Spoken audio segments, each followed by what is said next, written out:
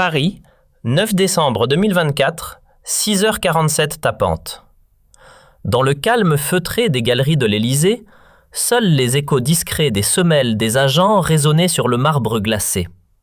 À l'étage supérieur, le regard figé sur une perspective encore endormie des Champs-Élysées, Sébastien Lecornu, chef du gouvernement depuis tout juste 106 jours, savourait machinalement un café dans une tasse en porcelaine de Sèvres, souvenir présidentiel du jour de sa nomination. Ce qu'il ignorait alors, c'est qu'un coup de fil prévu dans exactement 3h13 viendrait bousculer à jamais non seulement le cours de sa carrière, mais aussi les fondements mêmes de la République. La routine de ce matin-là ne trahissait en rien l'ouragan à venir. Levé à 5h30 dans son logement de fonction, passage en revue des bulletins AFP, Reuters et du Figaro, puis montée silencieuse dans la berline blindée, direction Élysée.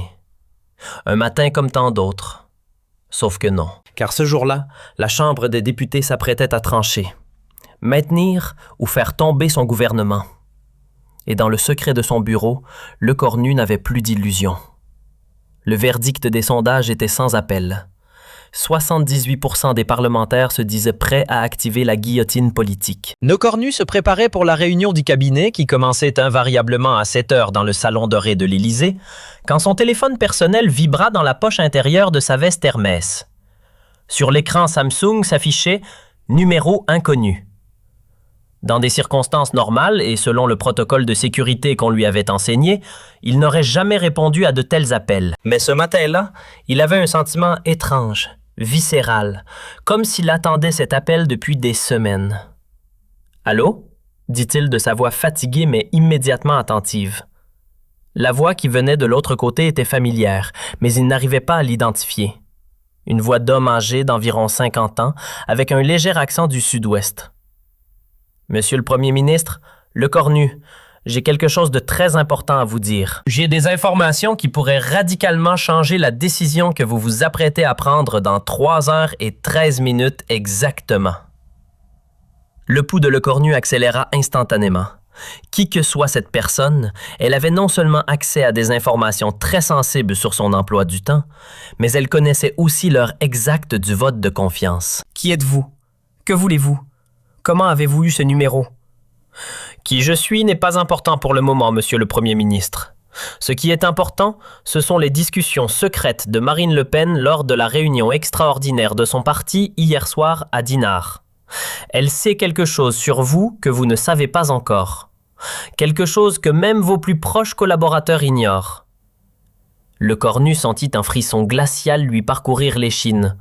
Marine Le Pen, la chef de l'extrême droite française, avait été étonnamment silencieuse ces derniers jours concernant la crise politique qui secouait le gouvernement. Cela ne lui ressemblait absolument pas. D'habitude, elle était la première à monter au créneau, à dénoncer, à attaquer. Ce silence était suspect. « Continuez, je vous écoute, » dit Lecornu, sa voix désormais plus ferme, plus contrôlée. « Monsieur le Premier ministre, savez-vous vraiment pourquoi le président Emmanuel Macron vous a nommé à ce poste il y a exactement 3 mois et 15 jours? Ce n'était pas en raison de vos compétences remarquables en tant qu'ancien ministre de la Défense, bien qu'elles soient indéniables et reconnues par tous. Ce n'était pas non plus à cause de votre loyauté légendaire envers sa personne. C'était parce qu'il savait, avec une précision chirurgicale, que cette crise politique majeure surviendrait précisément à cette période. Cette révélation frappa Lecornu comme un coup de masse. Il se souvenait parfaitement de cette conversation avec Macron dans le bureau présidentiel, de la manière dont le président l'avait regardé avec une expression qu'il n'avait pas su interpréter à l'époque. Il y avait quelque chose dans son regard, quelque chose qui ressemblait à de la culpabilité. « Qu'est-ce que vous voulez dire exactement ?» demanda Lecornu, sa main libre agrippant le rebord de son bureau en acajou. « Je veux dire que votre nomination n'était pas un honneur mérité, monsieur Lecornu. C'était un sacrifice planifié, calculé, organisé. Emmanuel Macron vous a placé à ce poste en sachant parfaitement que vous seriez le bouc émissaire de cette crise. Vous êtes l'agneau sacrificiel de l'Élysée. » Les mains de Lecornu se mirent à trembler légèrement.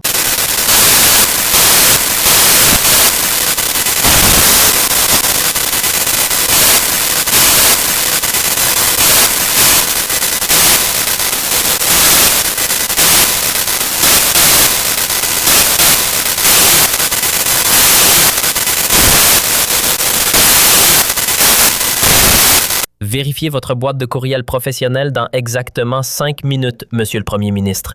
Vous y trouverez l'enregistrement intégral de la conversation entre Emmanuel Macron et son conseiller spécial Alexis Kohler, qui a eu lieu la semaine précédant votre nomination dans le bureau présidentiel le 2 septembre à 20h. Écoutez-le très attentivement. Chaque mot compte.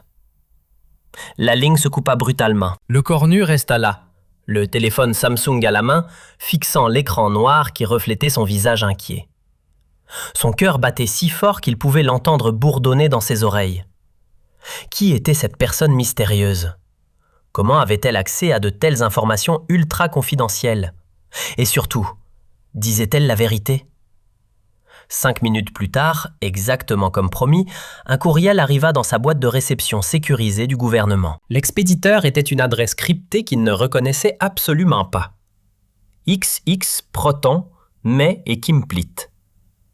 Il cliqua sur la pièce jointe audio avec des mains qui tremblaient maintenant visiblement. La voix familière d'Emmanuel Macron résonna dans ses écouteurs Bose. « Alexis, nous avons un problème majeur qui va éclater dans les 3 prochains mois. La crise économique va s'amplifier, les manifestations vont reprendre et l'opposition va nous attaquer de toutes parts. Nous avons besoin de quelqu'un de loyal, mais sacrifiable pour le poste de Premier ministre. Quelqu'un que nous pourrons facilement blâmer quand les choses tourneront mal. Sébastien Lecornu est parfait pour ce rôle. » La voix d'Alexis Kohler répondit avec une certaine hésitation. « Monsieur le Président, n'est-ce pas un peu cruel?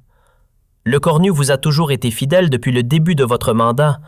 Il vous a soutenu dans tous vos choix, même les plus controversés. La politique n'est pas un jeu d'enfant, Alexis. Ce n'est pas un concours de popularité ou un club de gentlemen. Parfois, nous devons sacrifier nos amis les plus proches pour sauver le système, pour préserver l'État. Lecornu comprendra éventuellement. Et s'il ne comprend pas, eh bien, ce sera son problème. Mais, Monsieur le Président, cela signifie que nous sommes en train de manipuler un homme de confiance. Nous ne manipulons personne, Alexis. Nous faisons de la politique. Nous protégeons la République, et parfois cela demande des sacrifices. Lecornu aura eu l'honneur d'être Premier ministre de France pendant quelques mois.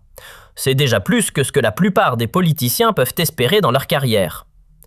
Lecornu retira ses écouteurs d'un geste brusque, ses mains tremblant maintenant de rage pure et de sentiment de trahison absolue. 3 mois de travail acharné, 18 heures par jour, 3 mois de loyauté absolue et aveugle, 3 mois à défendre les politiques de Macron, même quand il avait des doutes personnels, même quand sa conscience lui dictait le contraire. Tout cela n'était qu'un mensonge élaboré, une manipulation sordide, une trahison calculée. Il se leva de son fauteuil ministériel et commença à faire les 100 pas dans son bureau. Ses chaussures italiennes claquaient sur le parquet de Versailles. La colère montait en lui comme une marée noire. Comment avait-il pu être aussi naïf? Comment avait-il pu faire confiance à Macron à ce point? Il regarda à nouveau l'horloge. Dans moins de 3 heures, il devait faire face au Parlement, aux caméras, aux journalistes, à la France entière. Mais maintenant, absolument tout avait changé. Il n'était plus le premier ministre loyal qui allait accepter sa défaite avec dignité et élégance. Il était un homme, trahi, humilié, manipulé, qui avait des comptes très personnels à régler. Son téléphone officiel sonna. L'écran affichait « Président de la République ». Emmanuel Macron en personne. « Sébastien, mon cher ami, êtes-vous prêt pour ce matin? Je sais que ce sera difficile. Je sais que c'est une épreuve terrible. Mais rappelez-vous que nous sommes dans les mêmes bateaux. Nous coulons ou nous survivons ensemble. » Lecornu prit une profonde inspiration, essayant de contrôler sa voix. « Oui, Monsieur le Président, je suis plus près que vous ne pourriez jamais l'imaginer. » Parfait, parfait. Rappelez-vous, quoi qu'il arrive dans l'hémicycle aujourd'hui, vous avez mon soutien total et inconditionnel. Je serai là, dans la galerie présidentielle, pour vous soutenir. Bien sûr, dit Lecornu, sa voix devenant glaciale. Votre soutien total et inconditionnel, comme toujours.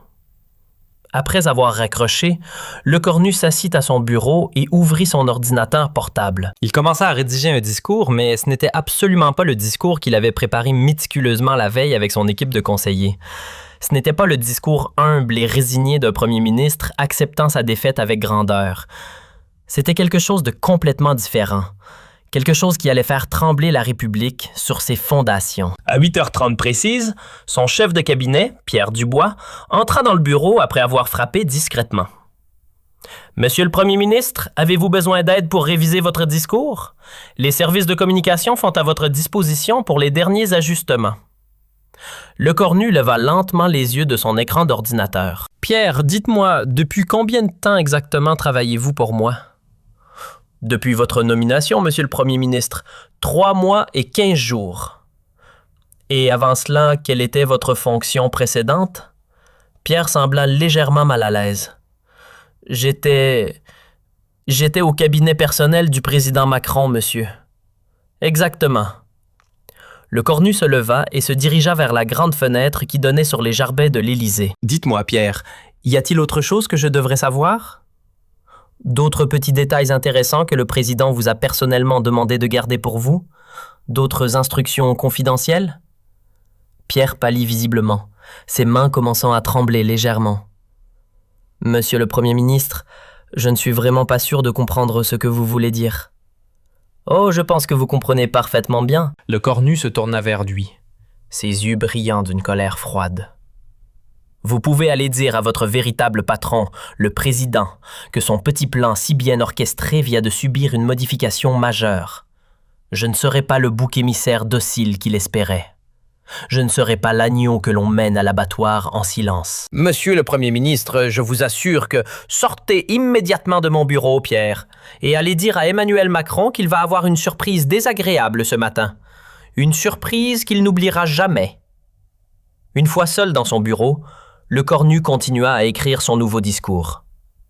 Il savait parfaitement que ce qu'il s'apprêtait à faire détruirait définitivement sa carrière politique, qu'il ne pourrait jamais revenir en arrière. Mais il s'en fichait complètement. Après 3 mois de manipulation cynique et de mensonges calculés, il était temps de dire enfin la vérité, toute la vérité. À 9h45, exactement 15 minutes avant le vote de confiance décisif, le cornu reçut un autre appel de la même voix mystérieuse. « Monsieur le Premier ministre, j'espère sincèrement que vous avez pris le temps d'écouter attentivement l'enregistrement que je vous ai envoyé. »« Oui, je l'ai écouté. »« Maintenant, dites-moi qui vous êtes vraiment, » demanda le cornu avec une détermination nouvelle. « Je suis quelqu'un qui croit encore que le peuple français mérite de connaître la vérité sur ses dirigeants. Je suis quelqu'un qui en a assez de voir des hommes intègres et honnêtes être utilisés comme de vulgaires pions sur les échiquiers politiques. Je suis quelqu'un qui pense que la démocratie mérite mieux que ces petits jeux sordides. »« Pourquoi m'aidez-vous? Qu'est-ce que vous y gagnez? »« Parce que vous avez encore le choix, monsieur le cornu. Un choix que beaucoup d'hommes politiques n'ont plus. Vous pouvez soit jouer docilement le rôle pathétique que Macron vous a assigné, soit dire courageusement la vérité au peuple français. Qu'allez-vous choisir? Alors j'ai encore quelque chose d'absolument crucial pour vous. Dans exactement 10 minutes, vous recevrez un autre courriel dans votre boîte de réception. Cette fois, c'est l'enregistrement complet de la conversation secrète entre Emmanuel Macron et Marine Le Pen qui a eu lieu hier soir à 23h, demanda le cornu, sentant son estomac se nouer. Le genre d'accord qui garantit que Marine Le Pen ne présente pas de motion de censure contre vous aujourd'hui, en échange de certaines concessions très précises sur les politiques d'immigration et de sécurité intérieure. Macron vous sacrifie publiquement, mais il s'assure aussi secrètement que son gouvernement ne tombe pas complètement. Vous êtes le sacrifice, mais le système survit. Le téléphone se tut, et le cornu resta complètement stupéfait. Macron et Le Pen, un accord secret. C'était au-delà de tout ce qu'il avait pu imaginer dans ses pires cauchemars politiques. 10 minutes plus tard, exactement comme promis, le courriel arriva. Cette fois, l'enregistrement était plus court, mais infiniment plus révélateur et choquant. La voix de Macron, fatiguée mais déterminée. « Marine, nous avons absolument besoin de votre coopération pour la journée de demain. L'avenir de la stabilité politique en dépend. » Le Pen, froide et calculatrice. « Et en échange de cette coopération, qu'est-ce que j'obtiens concrètement? » En échange, nous nous engageons à discuter sérieusement de certaines de vos propositions sur l'immigration européenne et les contrôles aux frontières. Des discussions officielles, pas des promesses en l'air.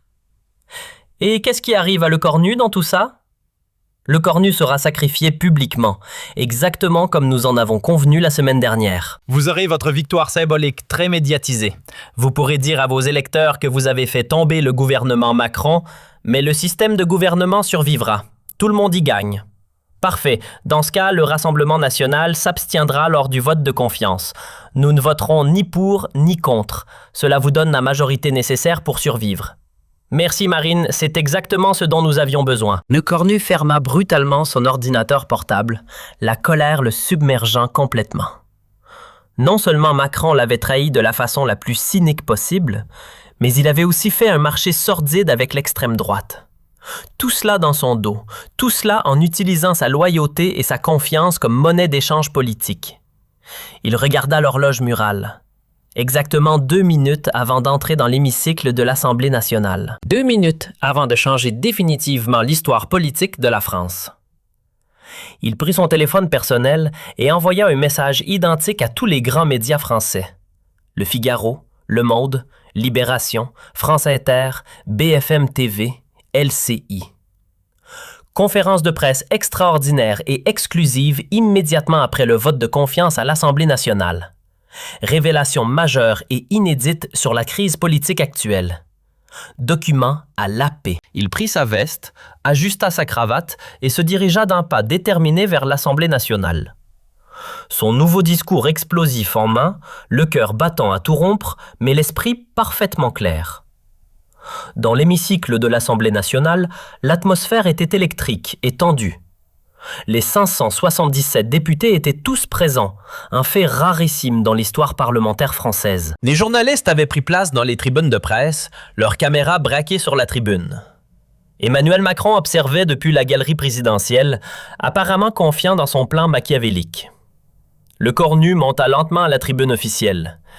Il regarda d'abord Emmanuel Macron dans la galerie, puis les députés dans leurs sièges, puis les caméras qui transmettaient en direct dans toute la France et même à l'international. « Mesdames et messieurs les députés de la République », commença-t-il, sa voix claire, ferme et parfaitement contrôlée.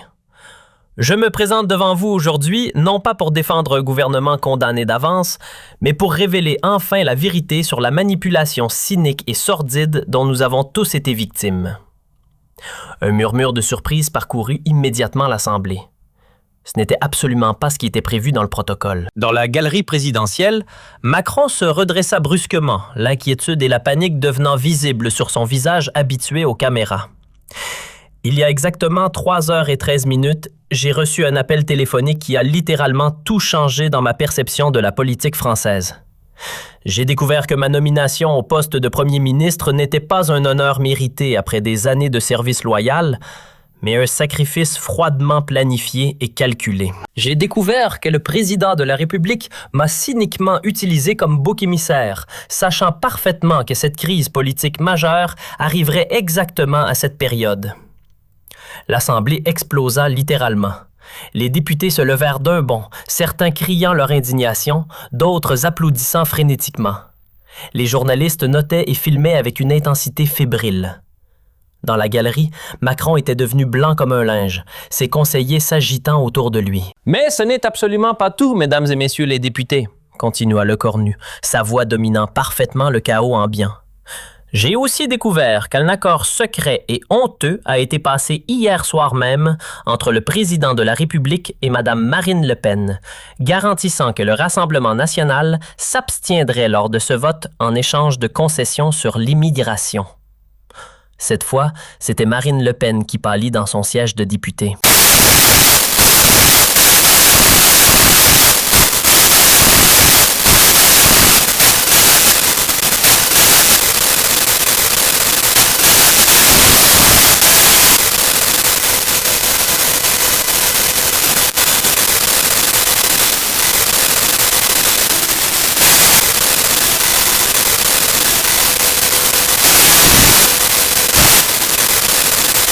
Le président de l'Assemblée nationale, Richard Ferrand, tentait désespérément de rétablir l'ordre en frappant son marteau, mais c'était absolument impossible.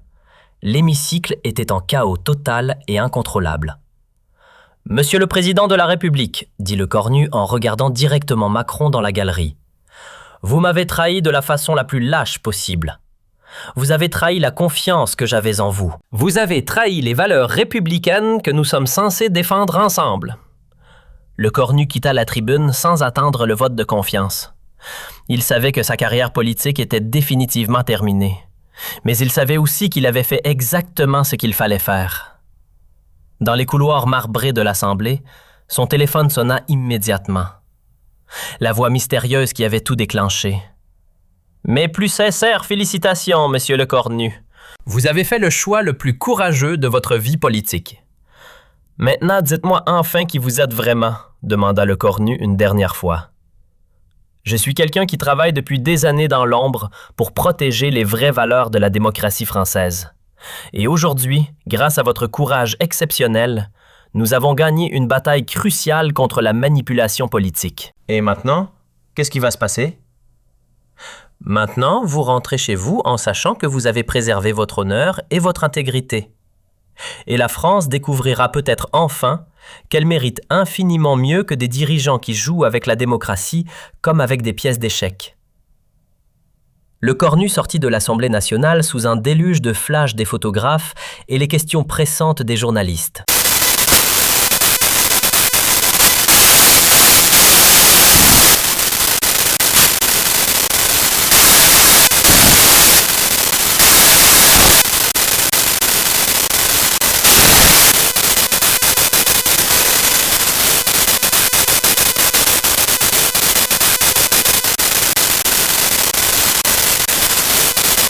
Marine Le Pen tentait désespérément de se distancer de l'accord révélé, et tous les partis d'opposition réclamaient unanimement de nouvelles élections présidentielles anticipées.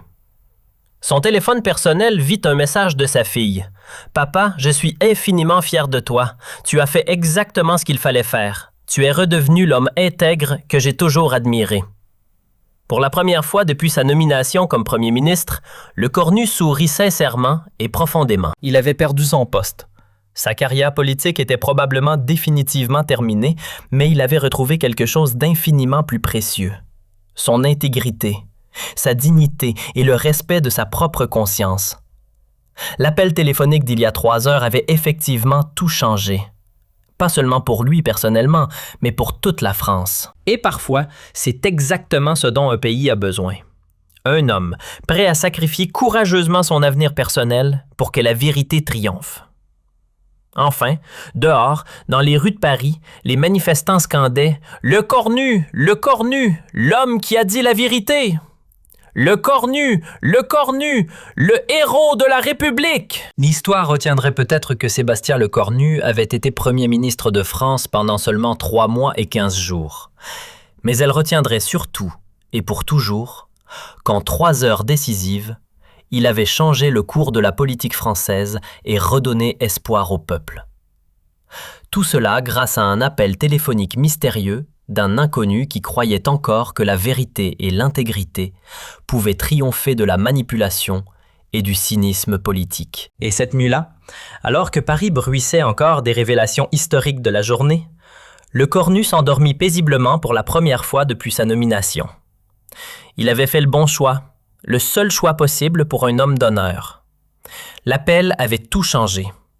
Mais au final, c'était lui, et lui seul, qui avait choisi de changer l'histoire de France. Mais l'histoire ne s'arrêtait pas là. 3 jours après les révélations explosives de Lecornu, la France était en ébullition totale. Les manifestations se succédaient dans toutes les grandes villes, de Marseille à Lille, de Lyon à Bordeaux. Le mot #Lecornu héros était devenu viral sur tous les réseaux sociaux. Dans son bureau de l'Élysée, Emmanuel Macron faisait les 100 pas, ses conseillers tentant désespérément de limiter les dégâts. Les sondages étaient catastrophiques. Sa cote de popularité avait chuté de 18 points en 3 jours, du jamais vu dans l'histoire de la Ve République. « Comment ont-ils pu avoir accès à ces enregistrements ?» criait Macron. Alexis Kohler semblait avoir vieilli de 10 ans en 3 jours. Ces conversations étaient strictement confidentielles. Il y a une taupe dans notre entourage. « Kohler, le traître ?» répondit d'une voix blanche. « Monsieur le Président, nous avons vérifié tous les systèmes de sécurité. Quelqu'un avec un accès de très haut niveau a orchestré cette fuite.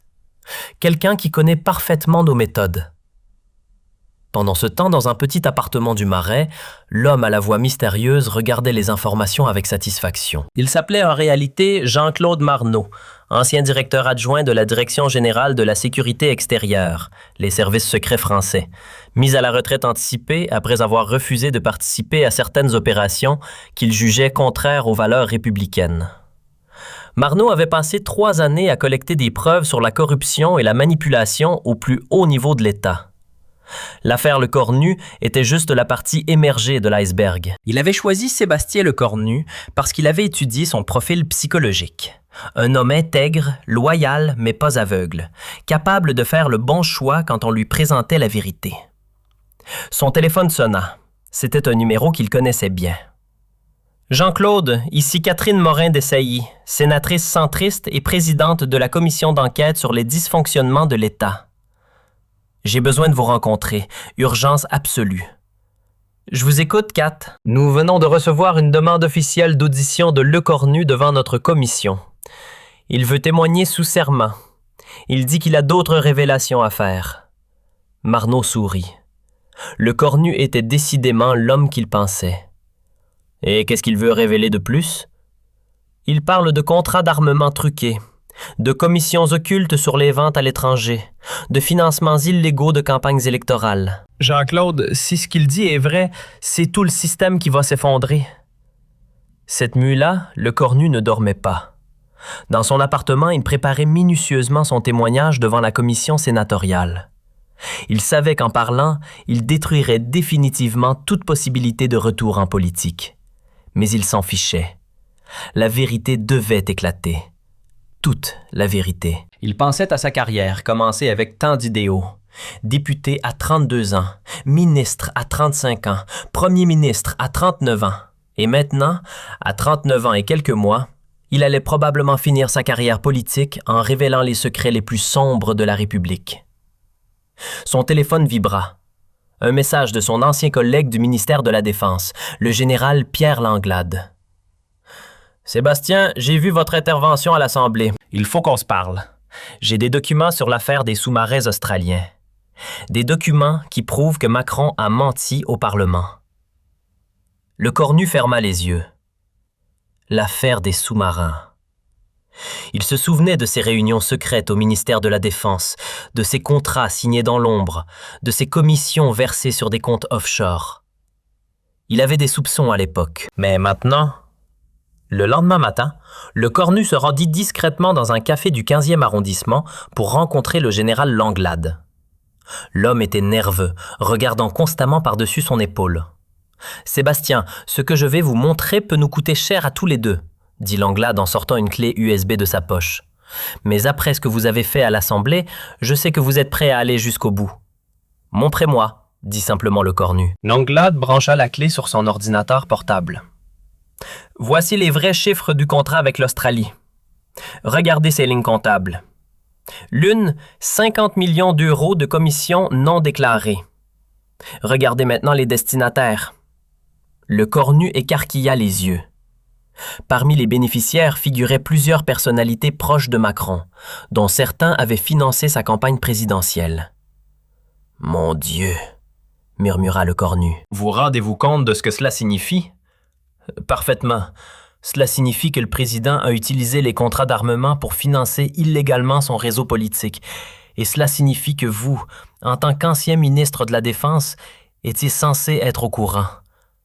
Mais je n'étais au courant de rien. Ces documents, je ne les ai jamais vus. Je sais. C'est exactement pour cela que vous devez témoigner. Pour montrer comment ils vous ont écarté des vraies décisions, tout en vous faisant porter la responsabilité publique. 2 jours plus tard, devant la commission sénatoriale, Lecornu témoignait sous serment. Les caméras de toutes les chaînes d'information étaient présentes. La France entière était rivée à ses écrans. « Mesdames et messieurs les sénateurs, » commença Lecornu, « ce que je vais révéler aujourd'hui va probablement choquer l'opinion publique. Mais la République mérite mieux que les mensonges et la corruption. » Pendant 3 heures, Lecornu détailla méthodiquement le système de corruption qu'il avait découvert. Les contrats truqués, les commissions occultes, les financements illégaux, les comptes offshore. Il présenta des documents, des enregistrements, des témoignages. Le président de la République, déclara-t-il d'une voix ferme, a transformé la fonction présidentielle en une machine à blanchir l'argent et à financer illégalement son parti politique. Dans son bureau de l'Élysée, Macron regardait le témoignage en direct. Le visage de ses conseillers entrait et sortait en permanence, apportant de mauvaises nouvelles. « Monsieur le Président, » dit son directeur de cabinet, « le procureur de la République vient d'ouvrir une enquête préliminaire et l'opposition dépose une motion de destitution. » Macron se tourna vers la fenêtre. Au loin, il pouvait voir les manifestants qui scandaient « Macron, démission !» depuis 3 jours. « Comment sommes-nous arrivés là ?» murmura-t-il. Vous avez sous-estimé le Cornu, Monsieur le Président. Vous pensiez qu'il accepterait son rôle de bouc émissaire, mais vous vous êtes trompé sur l'homme. Cette nuit-là, dans son appartement, le Cornu recevait des centaines de messages de soutien. Des citoyens ordinaires, des élus locaux, des magistrats, des journalistes, tous le félicitaient pour son courage. Mais le message qui le toucha le plus venait de sa mère, âgée de 78 ans. « Mon fils, je n'ai jamais été aussi fier de toi. Tu as choisi l'honneur plutôt que le pouvoir. C'est ce que ton père aurait voulu. » Jean-Claude Marneau, l'homme mystérieux qui avait tout déclenché, regardait les informations avec satisfaction. Son plan avait fonctionné au-delà de ses espérances. Non seulement le Cornu avait révélé la manipulation dont il était victime, mais il avait aussi ouvert la voie à une enquête sur l'ensemble du système. Il prit son téléphone et composa le numéro de Le Cornu. « Je pense qu'il est temps que nous nous rencontrions en personne. »« Qui êtes-vous vraiment? »« Je suis l'homme qui vous a appelé il y a une semaine, et je pense que nous avons encore du travail à faire ensemble. » Le lendemain, dans un petit restaurant discret de Belleville, Marneau et Le Cornu se rencontraient pour la première fois. Marneau était un homme de 60 ans, aux cheveux gris, aux yeux perçants, qui inspirait immédiatement confiance. « Pourquoi moi ?» demanda Le Cornu.